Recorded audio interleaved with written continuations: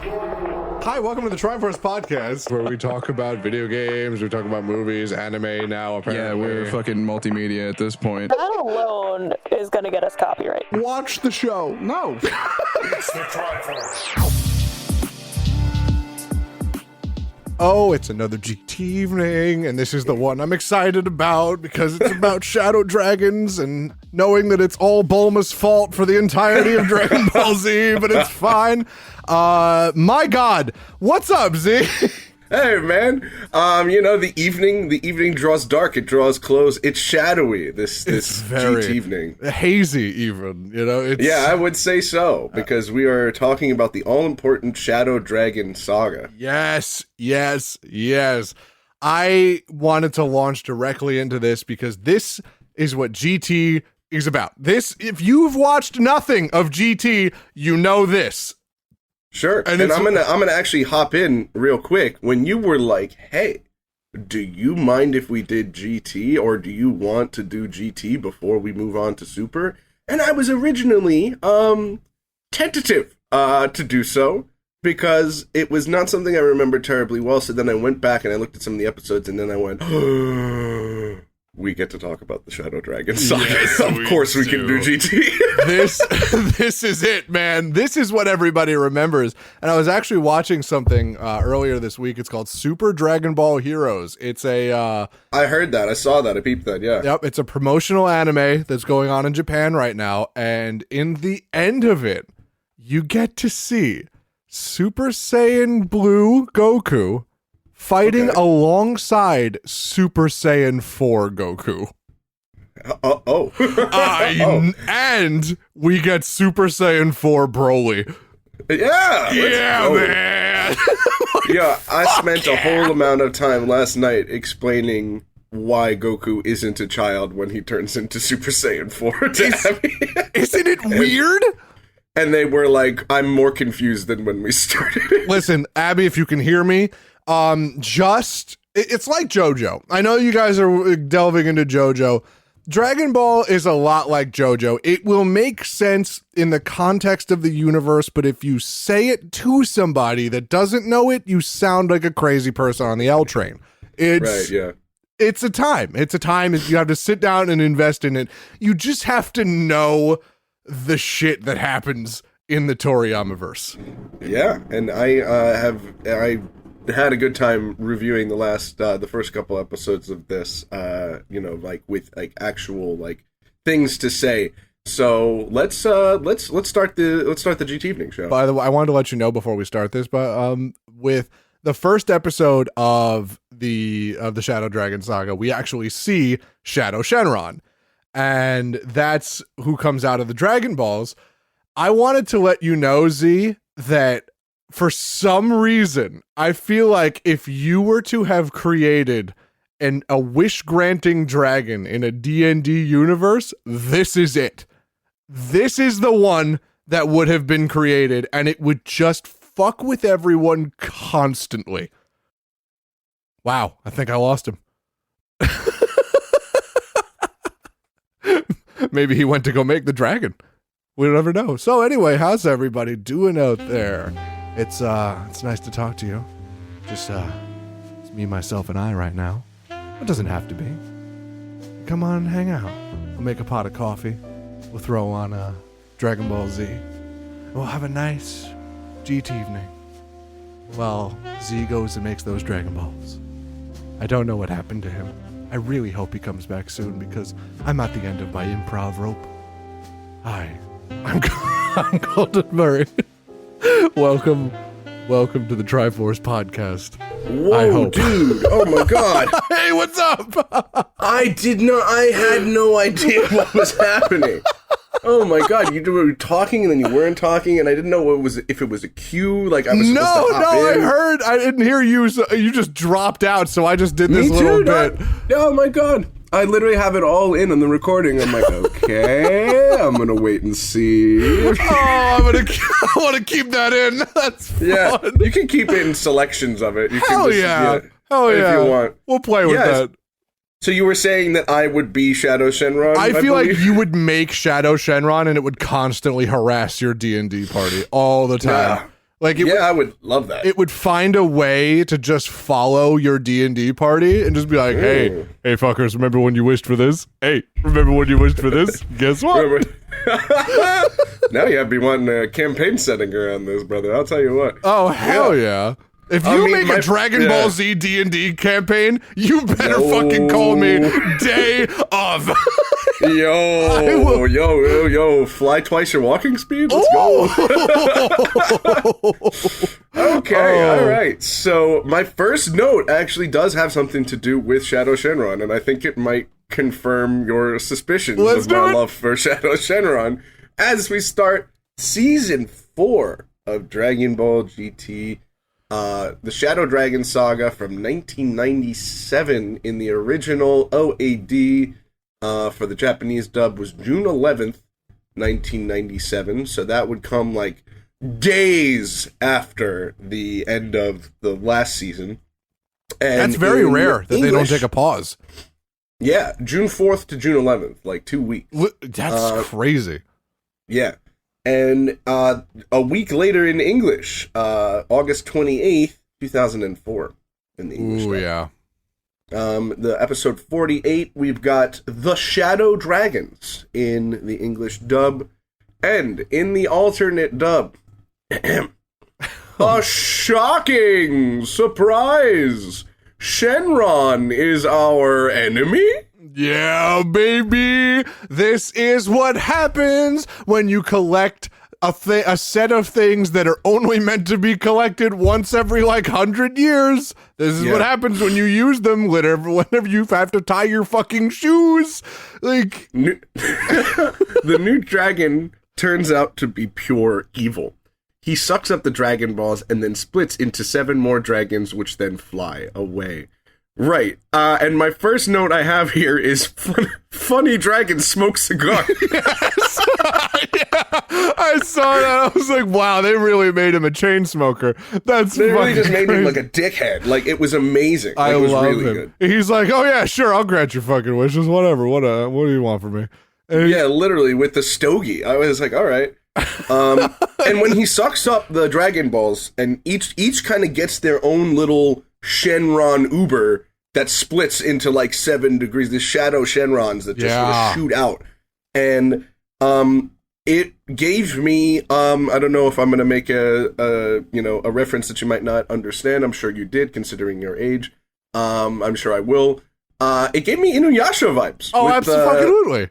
The shattering of the crystal shards. That's another series we're doing, by the way. Yeah. What? That is another series we are doing, by the way. Let's get it. I'm there. Say less. That and Yu Yu Hakusho. Oh, yeah.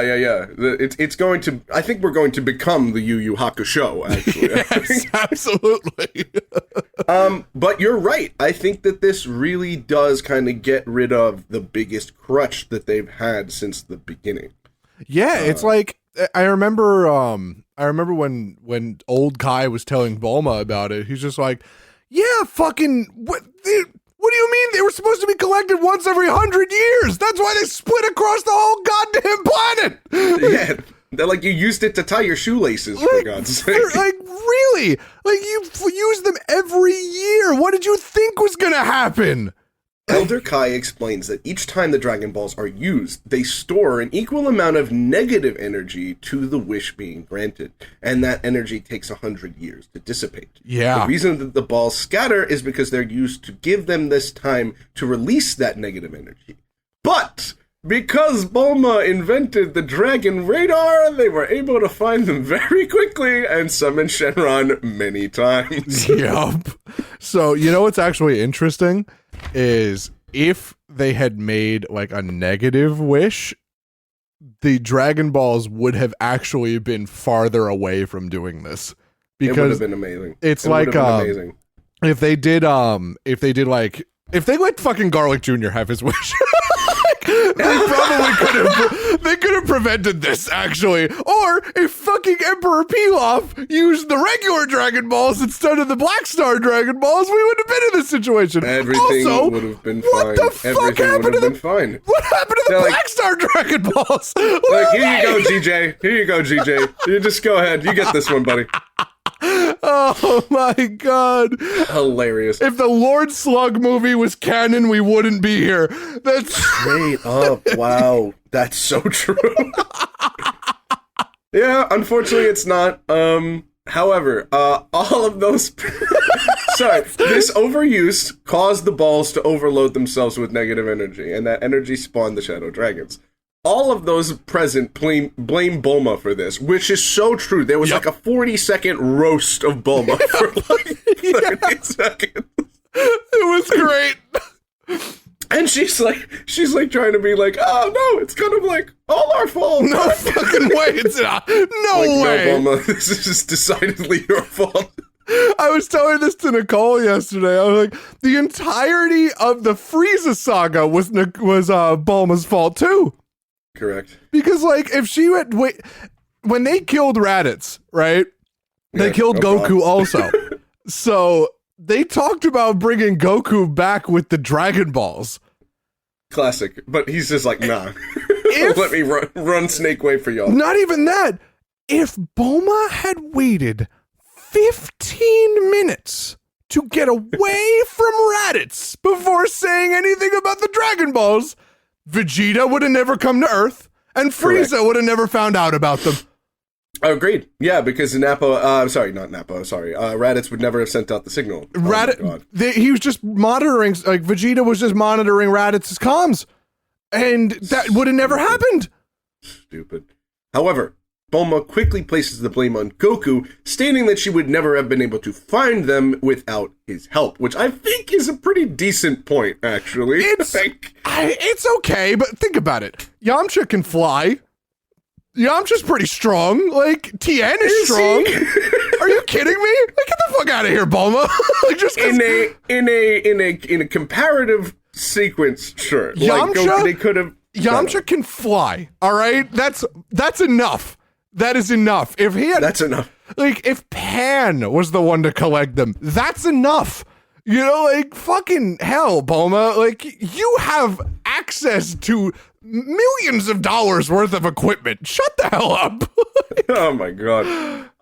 In any event, Goku, feeling guilty for having used the Dragon Balls so often, goes off to slay the dragons, plural, as they will potentially destroy the universe if left unchecked. My note over here, I said, Goku gonna slay the dragons because he just does not do problems. He's just like, all right, how many punches do I have to throw about it till it goes away? Yeah, man. And even Chi-Chi became the voice of the audience. She's just like, fucking, just like that, huh? Just like that. No, but she's a down-ass bitch. She literally says, I'll have dinner waiting. Yeah. I'm like, what is the attraction, Chi-Chi? Like, what is it? You know what? That is a ride or die. That's unbelievable. That's crazy. Goku would have been crazy not to ring that up. Man. Absolutely. Both literally and otherwise. Like, he ringed her up to ring her up. Like, yeah, unbelievable. Oh, my lord.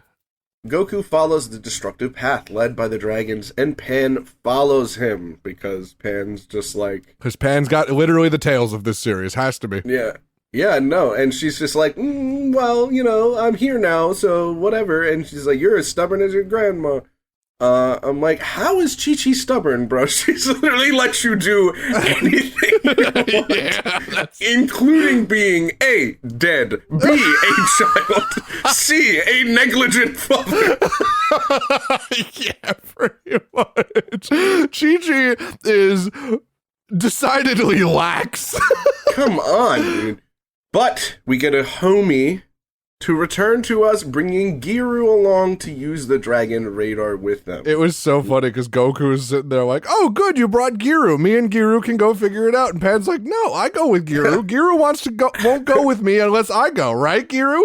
And he goes, no, if Pan goes, safety level decreases. I'll go, you stay here. And Pan's like, what the fuck? Shut the fuck up. She like shakes his ass up like a thing of soda, and he's just like, okay, safety level's fine. Safety level is minimal. Oh my god. They find the 2-star dragon destroying a village, which brings us into episode 49, the 2-star dragon. When it came from episode 48 to 49, I made a discovery about this series. the opening fucking slaps. Yeah, It's yeah, it really does. nice. Like, Yeah, the opening's really cool. I just made a point. I was listening. I was just like, I did that thing where you like cover your one headphone with one hand and start bobbing your head. I'm like, Yep. okay, hold on. Yeah. Oh, yeah. Episode 49, The 2-Star Dragon. I love Haze Shenron. Hayes Shenron, bro. In the alternate dub, the strongest enemy, the fearsome, underhanded dragon. Yeah. Okay. I like how they put the question mark there because he's decidedly the weakest one. But it's fine. His win condition is interesting. I like it. Exactly. I thought that was, this one was a little odd, but it was kind of like, you know, I went after that episode, I'm like, what the fuck? But then I'm like, okay, in the grand scheme of their writing, this is not that big a deal. No, not at all. This isn't fucking Whiskash, the Wonder Boy. Like, this isn't... True. I forgot his name. I already forgot His name is Wishcash. Like, his name is Whiskash. Whiskash, the earthquake thing. the earthquake slug. Yeah. Ew. Ew. The 2-Star Dragon, Haze Shenron, is severely polluting the entire area, so Pan steps in to stop him. She is much more powerful than the dragon and relentlessly beats it up. However, Pan's attacks seem to do less and less over time, and the dragon is able to overpower her. I wrote that. I was like, Pan, like, solo? Is she about to do this, like, on her own? Like, oh, yeah. yo, let me solo him. Like, it was crazy. Like, Pan is, like, slept on. I gotta say, think about it, though. She is the daughter of Gohan, who beat Cell, and fucking Videl.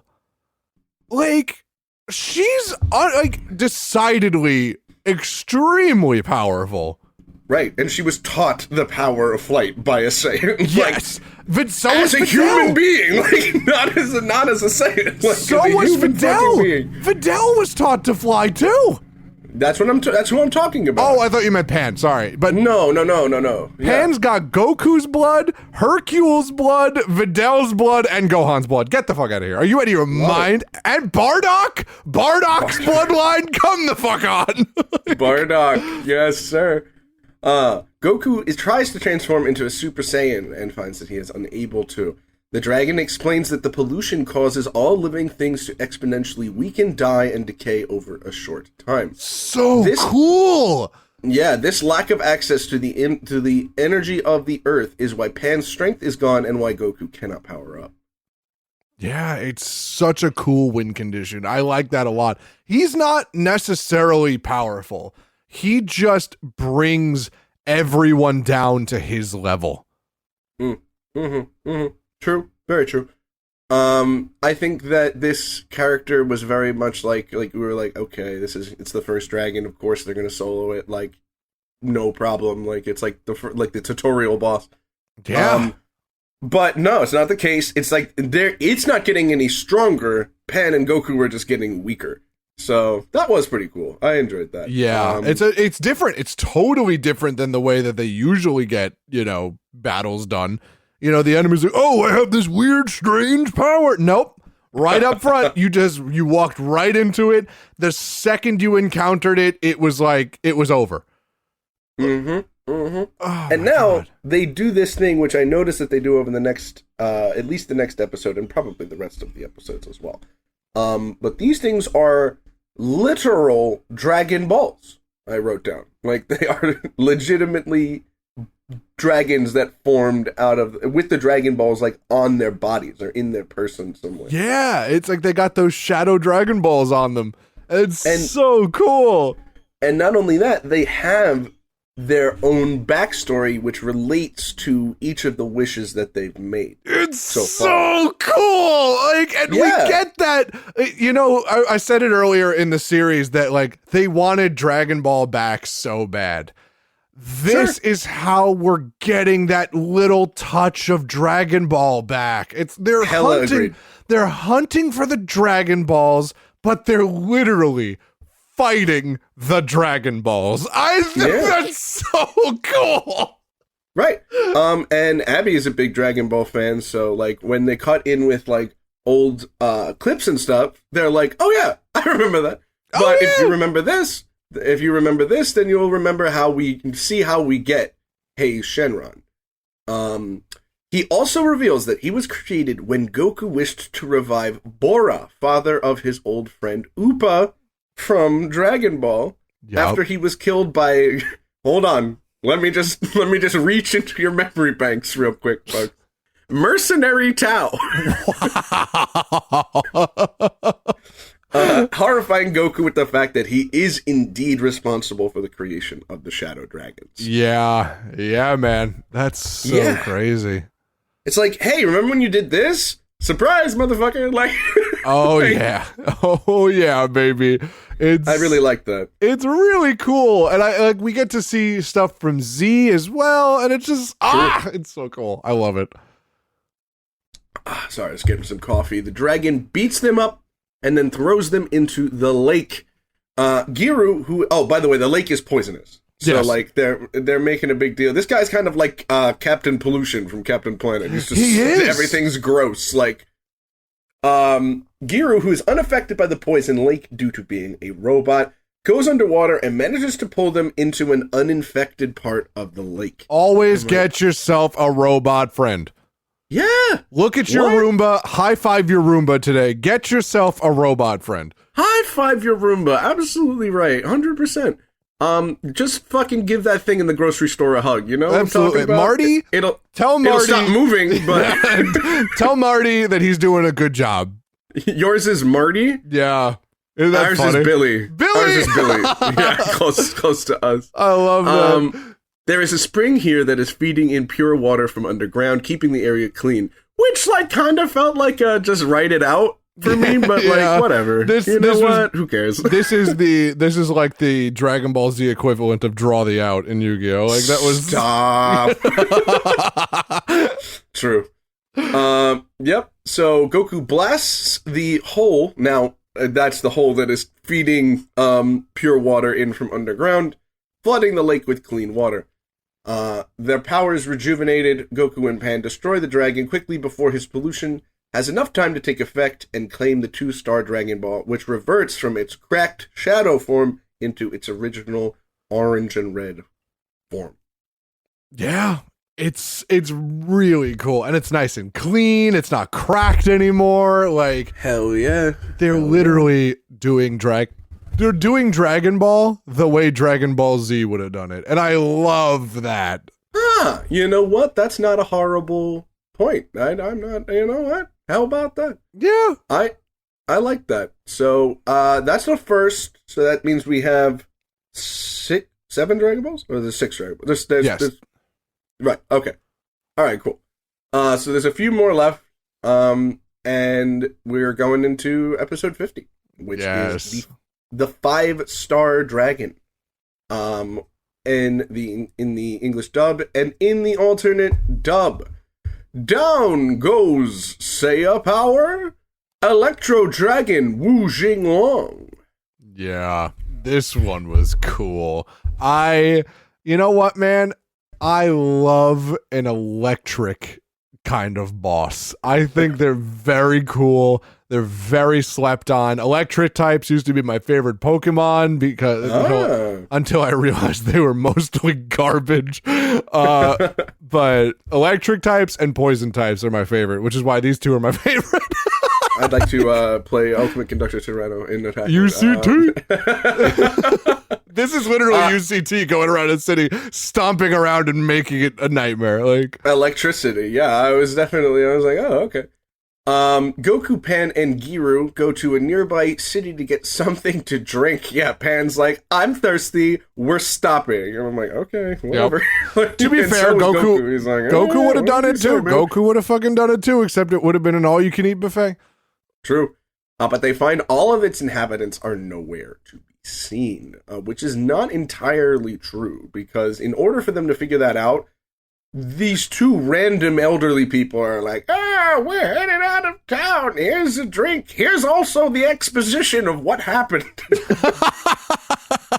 Before we go, here's some lore. Literally, like these helpful old people.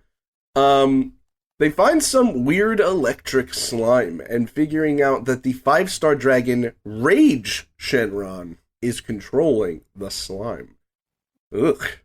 Yeah. So that just villages covered in some goop, some electric goop. Yeah, love electric goop, man. I love it. I love an electric goop arc. Oh no. And we lost him again. Hello, everybody. My name's Colton. I made you a pot of coffee. I gotta love that. Gotta love an electric goop arc. Absolutely. Absolutely. You know what?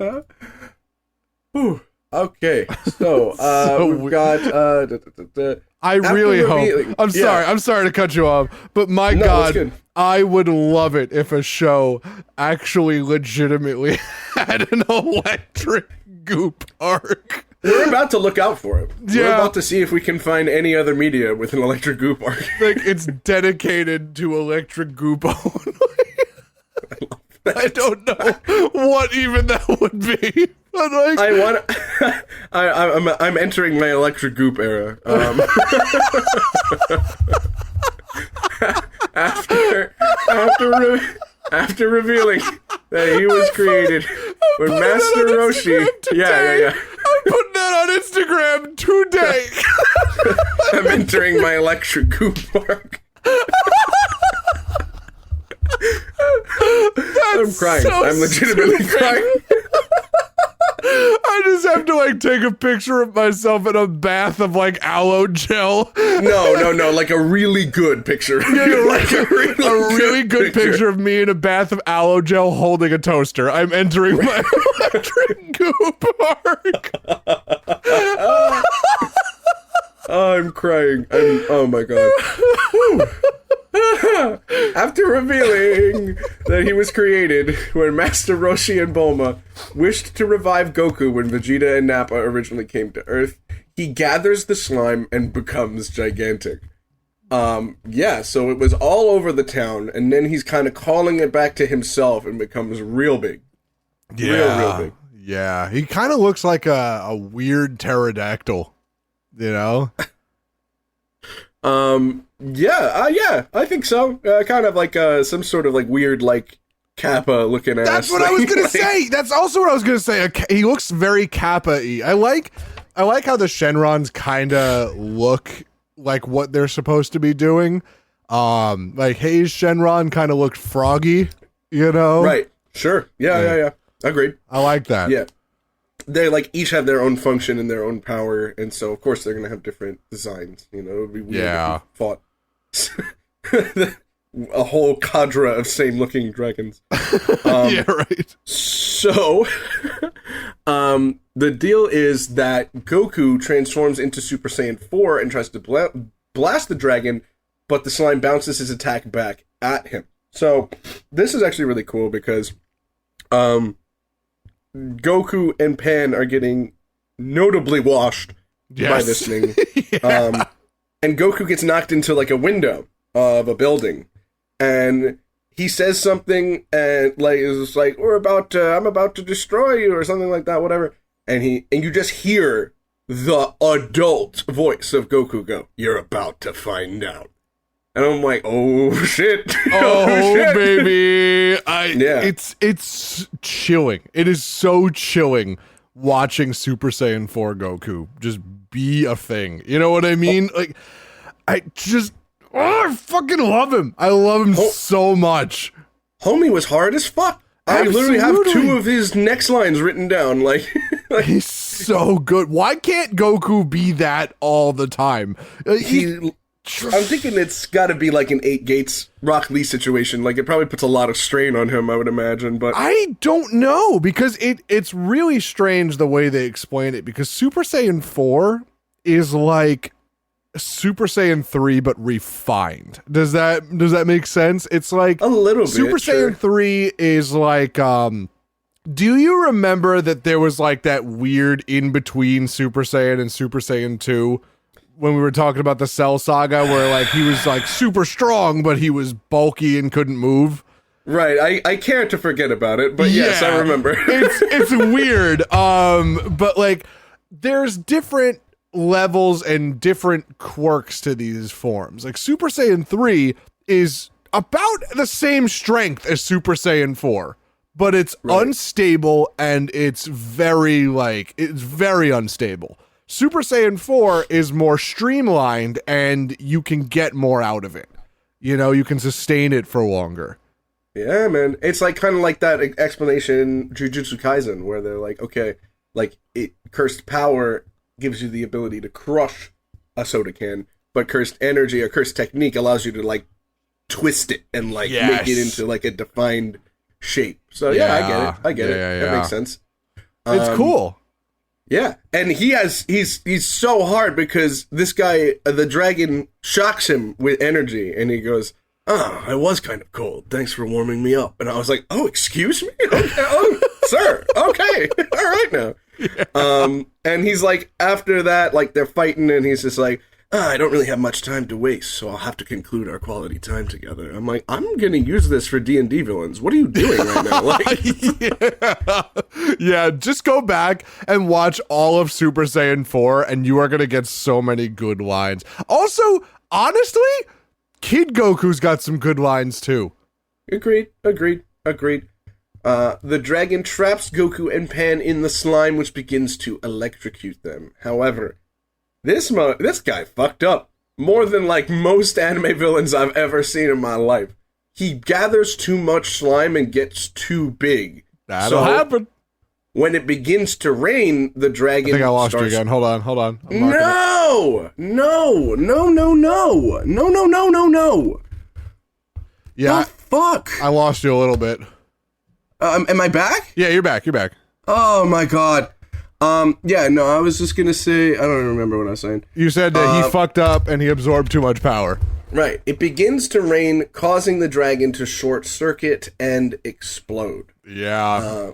That was like, even Goku was like, nah, I think we won this one. I think we're good. I think we're alright. When even Goku goes, a dub's a dub, like, you know that was a hard fight.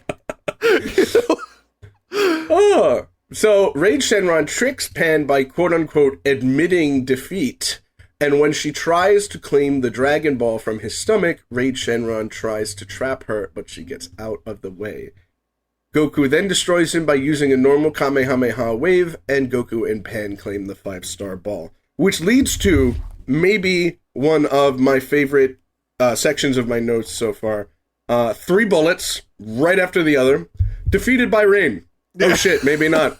Finally, defeated by Kamehameha. Oh yeah, absolutely. I just don't understand Pan.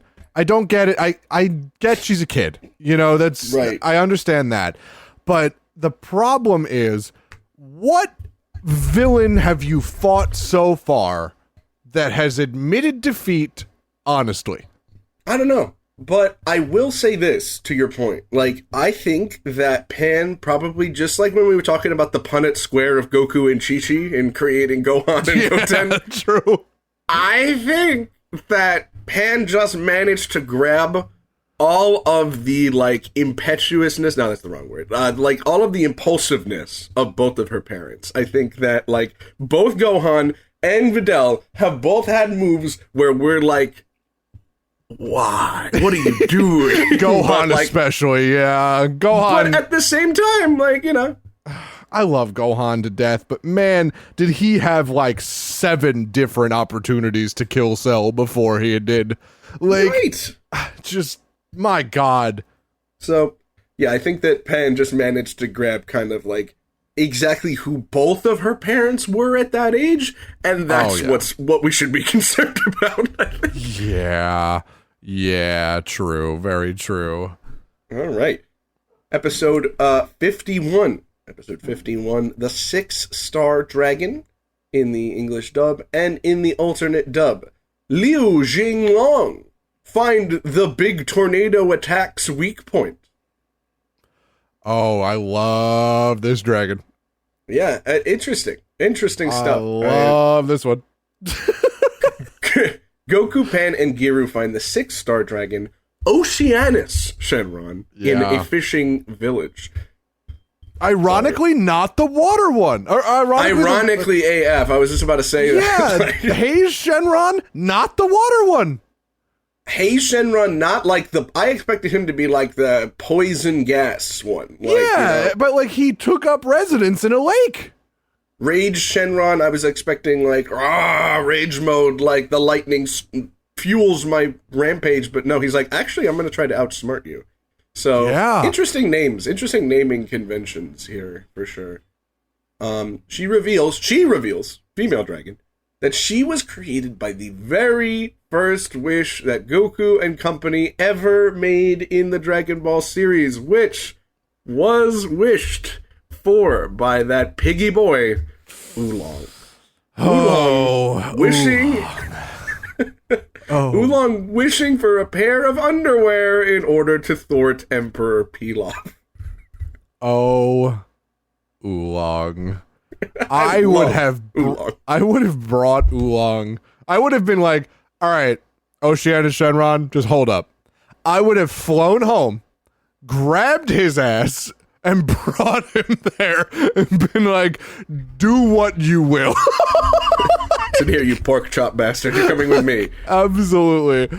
Fucking make his ass a stew. I don't care. Are you kidding me? While both she, the dragon, and Pan are disgusted and embarrassed by this, Goku looks back on the wish with humor, much to the dragon's anger. Yeah. And he's just like, I remember that shit. It was fucking hilarious. I mean, it is objectively funny. It is very funny because like because Pilaf got the Dragon Balls and he was ready to wish for fucking immortality, and then Oolong just steps in with that. Like they spent the whole series doing that shit, and then for that to be the payoff, that is objectively hilarious. That's some golden boy shit. It causes this. Like it causes a giant dragon to be made. That is some golden boy shit. Like, I love that. I re-listened to that podcast the other day. That's great. This dragon can put up energy shields, so Goku can't hit her. He tries to use a Kamehameha wave, but the dragon deflects it. The dragon then creates an extremely powerful vortex, smashing Goku through a cliff. So this is the big tornado that was spoken about in the title. Pan creates her very first Kamehameha wave. I know I pronounced it both ways. Just fucking get over it. It doesn't matter. No true Dragon Ball Z fan actually cares. Pan creates her first Kamehameha wave and blasts it at the dragon, which gives Goku the chance to deal the finishing blow. They claim their 6-star ball and continue on their journey. All right, just checking to see that I was recording again because I had a moment to panic. All right, very good, very good. Episode 52, we're going to the 7-star dragon. So there is 7 Dragon Balls. I'm not bugging. Okay, cool. Goku, Pan, and Giru locate the 7-star dragon. Oh, I'm so sorry. In the alternate dub, look out, Pan! Possessed by Qi Jinglong. Oh yeah, baby. Goku, Pan, and Giru locate the 7-star dragon Naturon Shenron. Or Naturon Shenron. I'm not quite sure. At least this one has, like, some degree of connection with his name and power. Yeah, a little bit. He is creating earthquakes by digging holes in the ground and is not interested in fighting. Which is weird. It's so weird. Yeah. It's just like, nah, I'm good. Goku and Pan follow him while he's digging and see that he is headed for a city. The dragon creates a massive earthquake, but Pan and Goku as a Super Saiyan 4 are able to prevent the city from being damaged. I love this fucking Eeyore looking motherfucker. Like he really is like if Eeyore was a mole. And I think that's so funny. It's such creative choices. Like really creative choices. I mean, he does kind of look like Eeyore. You're absolutely right. Like I'm just like, okay. No, it's really bad. The dragon gets angry with them after revealing that he was created by the wish to revive all innocents killed by Majin Vegeta on the day of Majin Buu's resurrection. Yeah. I feel like we could have avoided this one, but let's not open up that can of worms. No, it needed to happen. I mean, we could have avoided that one. Vegeta could have just not got possessed and been I love you. No, it makes sense, and I'm glad that we got this out of this. Yeah, I agree and disagree with you when you said that, like, it didn't need to happen. You're objectively right when you say But I'm just not not narratively right. Okay. Yes, narratively wrong, objectively correct. I can accept that. That happens a lot. Yeah. I feel like it's just one of those things Vegeta needed to get it out of his system, you know? It's not all he needs to get out of his system. There's a lot more to unpack there, but it's okay. We got out most of the bad shit. The dragon tries to fight, but ends up hitting himself with his own attack. Goku prepares to deal the final blow, but the dragon dies on its own. That's good. That's good writing. I love that. Sometimes you just gotta have fun with your dragons, man. Like, it's just, you have to watch it happen. It's so fucking funny, man. It's ridiculous. Goku powers down and Pan catches the 7-star ball, only to find that it still has cracks in it.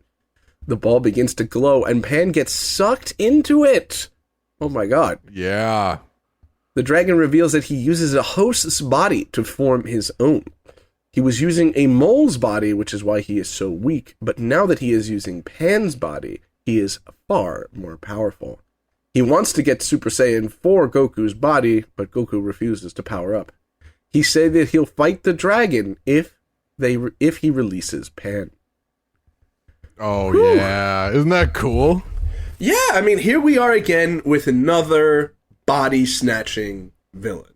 Toriyama loves this. He loves the idea of, like, the villain taking over a powerful hero, and then the hero having to, like, navigate the fact that the other person is someone who they care about and they're not really trying to hurt them, but in this situation, like, what choice do they have? He loves that shit. It's so cool. It's like, because you know that, like, he said he doesn't want to fight, you know? Like, he doesn't want to fight at all. And Goku's like, all right, well, fucking now I have to, you know? Like, fuck, dude. So, and then the dragon's like, well, now you don't want to fight me, of course, because I got your granddaughter. And he's just like, oh, fucking whatever, let's just do it. And, yeah. And it's just, it's so cool, because that's really the only leverage a lot of these villains have, because they're already so wildly outclassed by Goku. So it's like, they gotta get this leg up on him. Sure, I agree, 100%. I think that there's, like, you know, villains that are willing to do anything are a lot more fun than villains that are just, like, standard. Like, yeah, you know. Okay, I like an honorable villain, but how many times can Joker poison the water supply? You know, like, it's sometimes there's got to be variety. You know, exactly. You know, I love an honorable villain. I love a straightforward villain, but these are fucking fun, dude. You know, I love that, and I love that. There's a lesson to these villains. It's, if it seems too easy, it is. True. I like that. I'm gonna give that to my students. Yeah, it's like, it's all, if it seems like it's way too easy, something is wrong, and question it. Episode 53, Saying Goodbye, in the English dub. Which is a way more respectful way to say this, but in the alternate dub, no, please, no. Pan dies. A tearful tenfold Kamehameha. Oh God!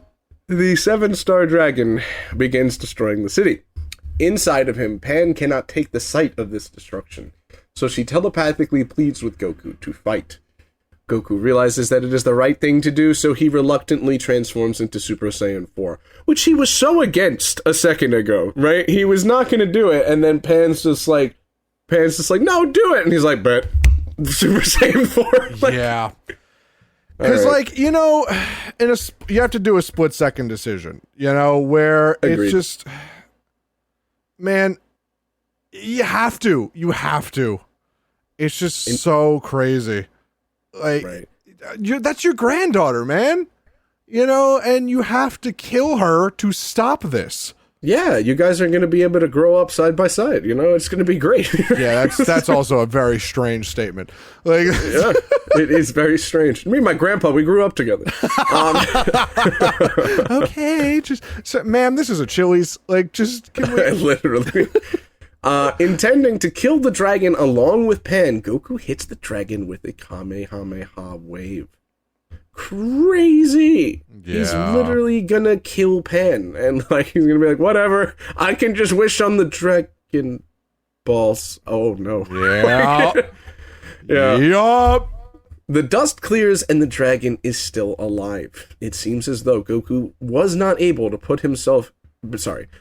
couldn't bring himself to put all of the necessary energy into the blast. So, sure, the intention was to kill the dragon and Pan, but, like, I guess on a subconscious level, he recognizes that, like, that's his granddaughter and just kind of pulls the punch a little bit, I guess.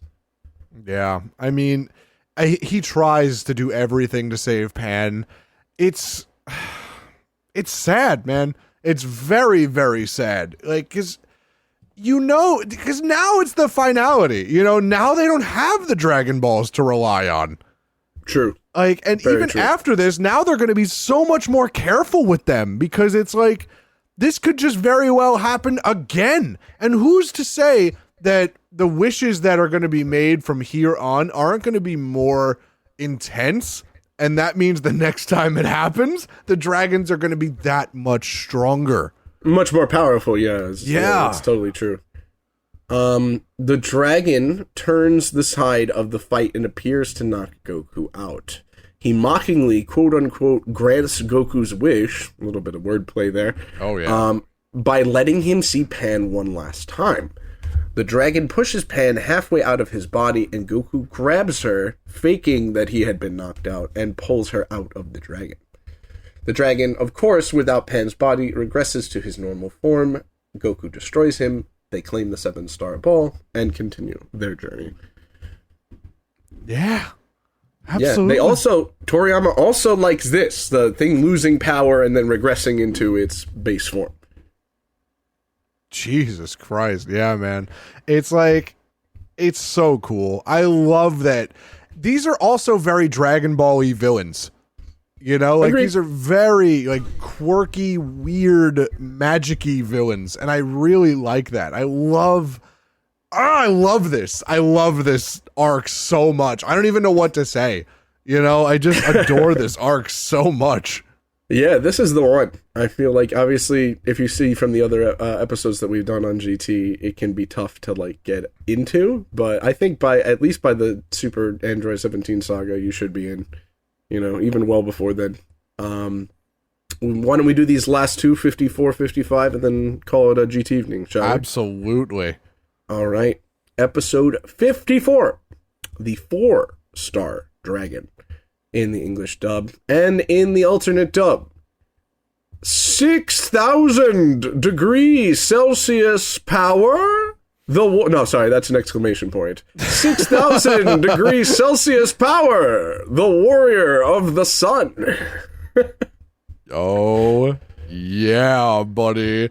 I love this guy.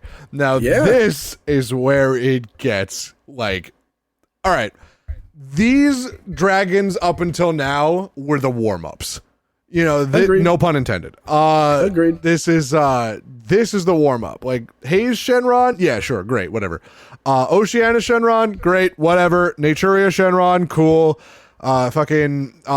Rage Shenron, they were all difficult enemies, but nothing too crazy. This is the fucking start of the arc. Hell yeah. This Hell is yeah. it. Especially a little bit later when we get to when we're not fighting just one dragon. No, that's 56. That's episode 56. We're gonna start with that next. Start with that next time. This is another amazing trope. This is another one of my favorite tropes. What all is the it? time. I love tropes. Fire and ice, man. Those are my favorite tropes. Do you want to go on to 56? We can go on to 56 if you want. No. We're gonna save that. I wanna get this guy his due. All right. Episode 54. The sun seems unusually hot, and they discover that it is because of the 4-star dragon Nova Shenron. Which is a sick ass name in comparison to all of these other ones. Yeah. Hell yeah. It is spelled N-U-O-V-A instead of N-O-V-A, but whatever. I'm going to pronounce it Nova, because Nuova sounds fucking weird. Yeah. Well, it's supposed to be Nova Shenron, because, it's heat. Right, yeah, this is the power of the sun. Who reveals that he was created... I lost you again. No, come on. I lost you a little bit. Okay, we're good. Nova Shenron, who reveals that he was created when the original King Piccolo wished to regain his youth and full power. So that's a Dragon Ball wish, if I remember correctly. Yes, it is. Nova Shenron can raise his body temperature to even greater levels than that of the surface of the sun, which makes punching him out of the question. Yep. That gotta suck. Yeah. Not gotta feel great. Imagine, the sun has been the receptacle for so many Dragon Ball villains. True. Very true. Now Very you true. gotta fucking fight it. Now you gotta think around that. It's literally like that joke. It's just like, I'm so caffeinated that I could fight the sun. Now you gotta. Goku is forced to run from the dragon. So this guy forcing him into a fleeing situation. He realizes that he can still use energy waves, so he begins attacking the dragon. After a while, the dragon gets tired of playing around and changes into his final form. Goku follows suit and transforms into Super Saiyan 4. So, this dragon also has a transformation, which is almost hasn't been heard of yet in our Shadow Dragon Saga. Oh my god, yeah. This is so cool. This is the hard one. This is where Goku really has to be like, oh shit. I can't imagine going through the 4 other dragons at this point. Your granddaughter almost just died. And now is the tough one. Right. This is the time. This is the tough one. What if you were face to face with a fucking opponent that you could not touch? That's fucking bad shit. If you didn't have a ranged attack, you'd be scratching your head. This is Goku. This solve all problems by punching. And let's say, God forbid, he had a resistance to ki. Not good. Wouldn't be good. What are you gonna do? What you're gonna have to do, you're gonna have to trip him, into some C4. I don't know. Throw him into a lake, but the lake would just fucking flash boil. It's just evaporate. Yeah, 100%. Oh my god. I mean, there's a way to cool him down, but we won't see that for a little while. We'll get that for a little bit. That's also pretty dangerous. Oh my god, I love a fire villain so much. They're so cool. Yeah, my friend Ryan would agree with you. He likes fire everything. It's in everything for him. It's so cool. It's such a cool aesthetic. It's such a cool type of power. I love it. Yeah. And this Nova Shenron is so powerful that he gets his own filler episode. Yeah, he does, baby. He really does get his own filler episode. Absolutely. They really episode start 55. Because you know what though?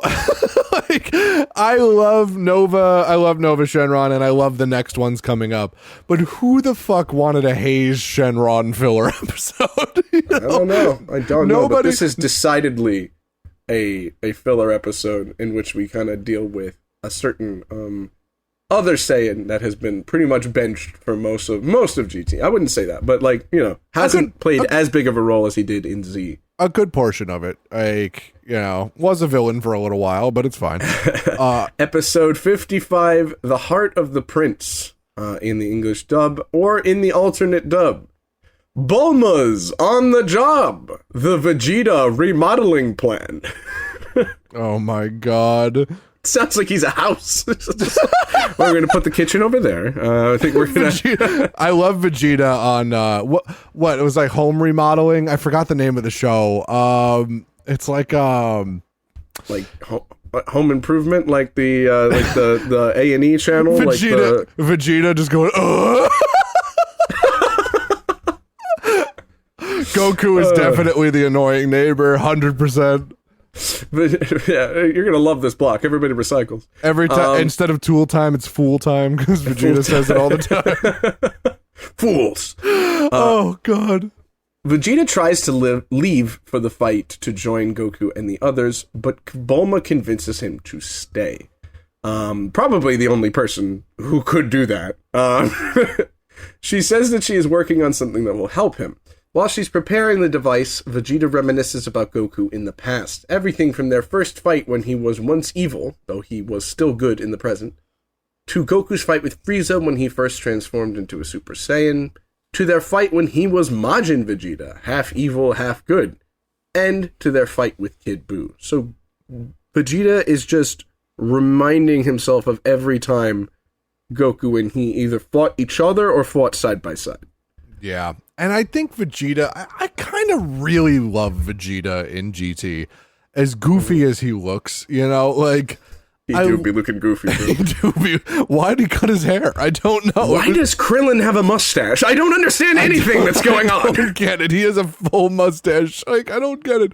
But, like, I love that Vegeta has kind of just become this, like, level-headed version of himself, and a little bit. He's settled down a lot and realizes, yeah, you know what, Goku is stronger than me, that's fine, but there's something that he will never have, and it's my intelligence.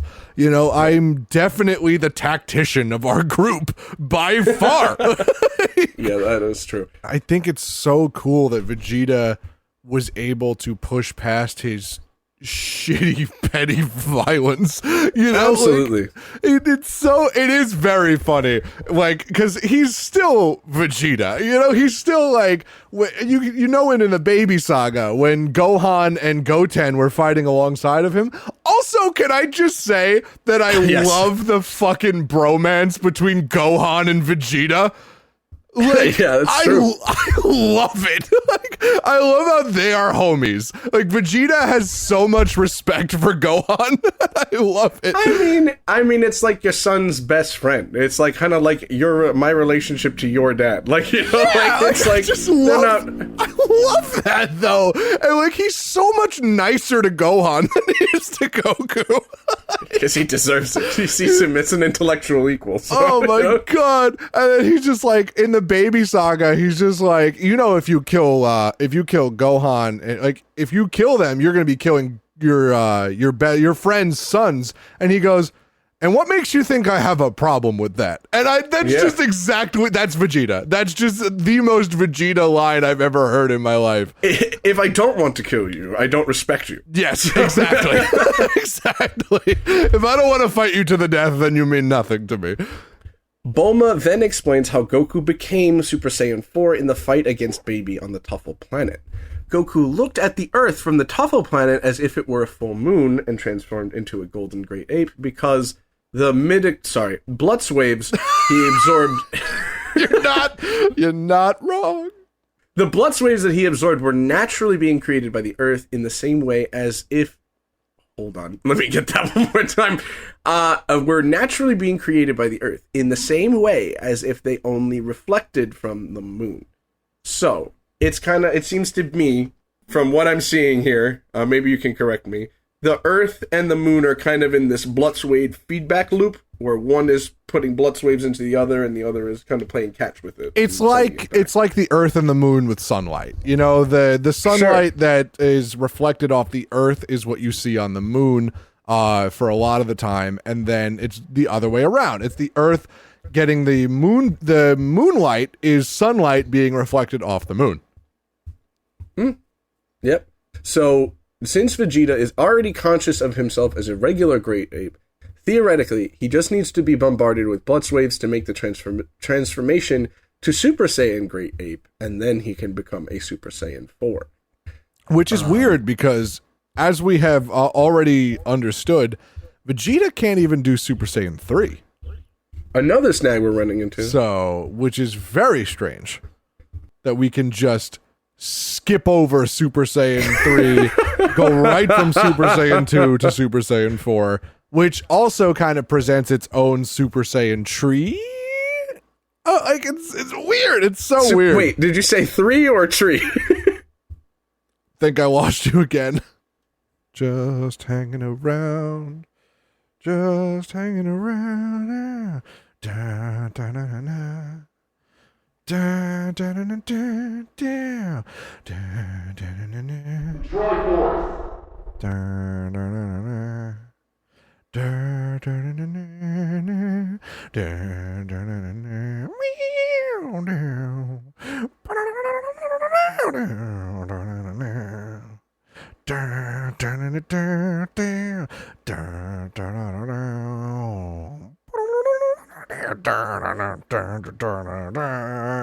da, da, da. Oh. Well, there he goes. Goodbye, friend. It has been a wonderful time. Hi, I'm Colton Murray. Millions and millions and millions of light years away, there's a planet named Vegeta where a race of Saiyans pirate worlds and sell them to the highest bidders. Defeated by an evil space dictator named Frieza, the Saiyans have scattered far and wide. This week we go over the Saiyans. We discuss their lineage, their history, and their culture. I'm Colton Murray, and this is the Discovery Channel. Does anybody remember Carl Sagan?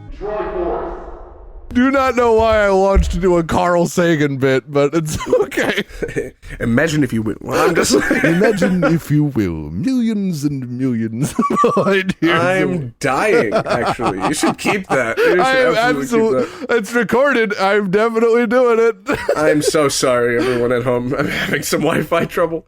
I did it and it's great because I have the Discord disconnect, which I'm gonna play. I'm really gonna have fun with this fucking episode. It's gonna take a little while to upload, but it is gonna be fucking hilarious. Okay, so At least I have perfect ad placement points. yeah, exactly. True there. Dinner.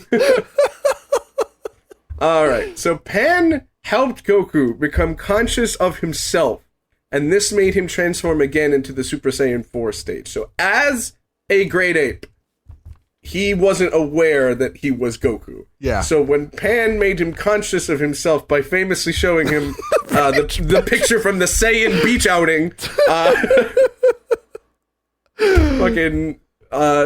he realized he was a man and not a big monkey.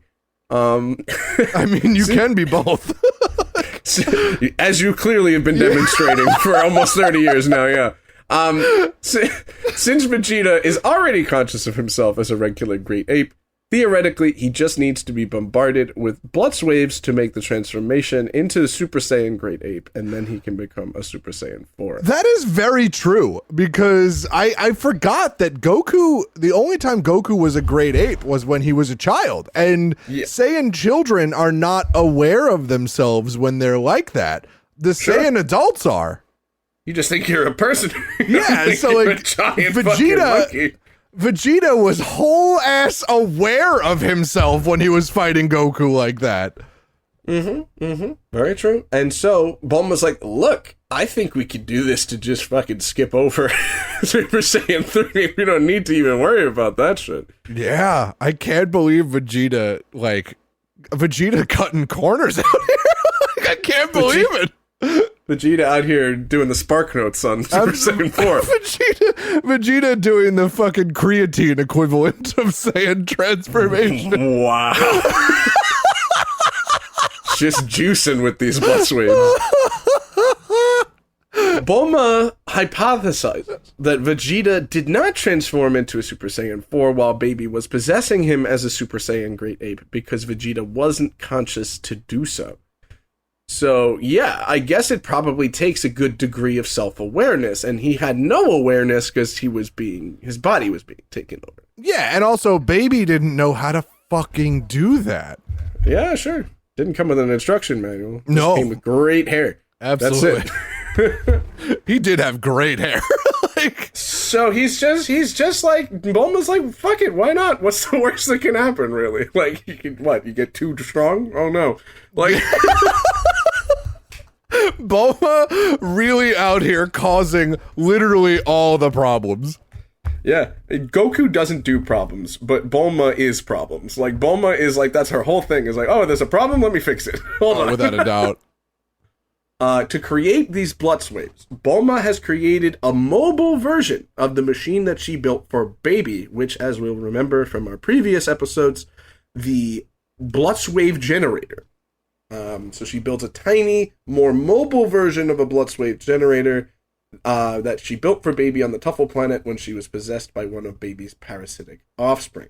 And you know for a fact that she's aiming that right at her husband and father of her children. So, Yes, absolutely. Because she's if just like, anybody for can science, bam! Just like- if anybody can take it, it's Vegeta. And Bulma is very like, I hate the way I'm going to say this, but Do it. Bulma is very much like, if he dies, he dies.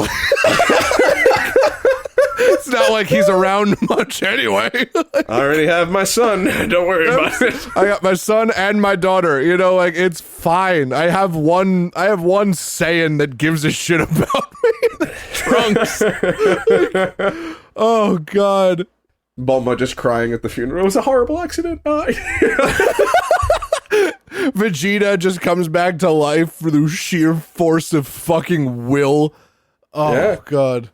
No, but next time we're gonna check back in with Goku and Nova and the 4-star dragon fight, and we're gonna see what becomes of Bulma's little experiment on the next GT evening. Oh yeah. We love a Blutz tank out here. It's very fun. Very, very love fun. All right. Well, it caused some problems in the previous series of times, but you know, whatever. We're gonna go for it again. Absolutely. It's all good. If it worked once, it'll work again, right, Bulma? Shit. Oh my God. Oh, well, I think man. that's where we're going to stop for tonight. Absolutely. We should probably move into our section where we plug things. Agreed. You want to go first?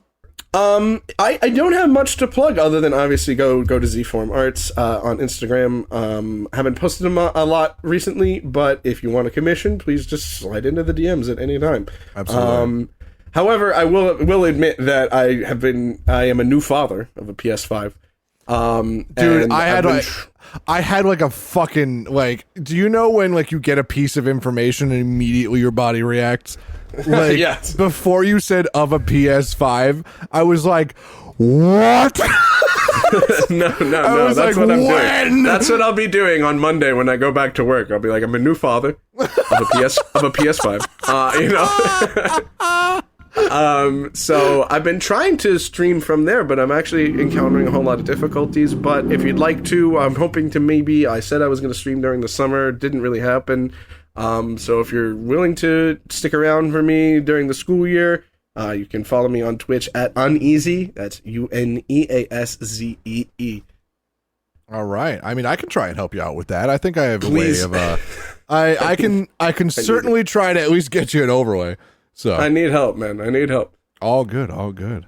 Well, speaking of Twitch, you can follow me on Twitch at twitch.tv/CEasySpecial. I have been doing something pretty fun recently, which is I'm staying away from Smash for a little while because it's a game that makes me upset and I don't want to be upset.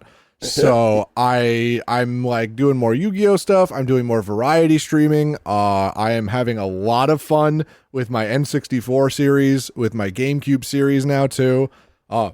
Yeah, and I'm also doing something even more fun every now and then. Instead of a Friday night stream, I will be doing the subsequent Saturday morning stream every now and then. Saturday morning stream. Absolutely. Whoa, okay. So you wake up like you always did for your Saturday morning cartoons and come play some fucking N64 with me. Like, Saturday morning, easy. Dude. Absolutely. An easy morning. Absolutely. So we're going to have some fun with that. Might be playing 007 next time I stream. I'm sorry? Yeah. How sick is that? So I might need to tune in for that. I'm not gonna lie.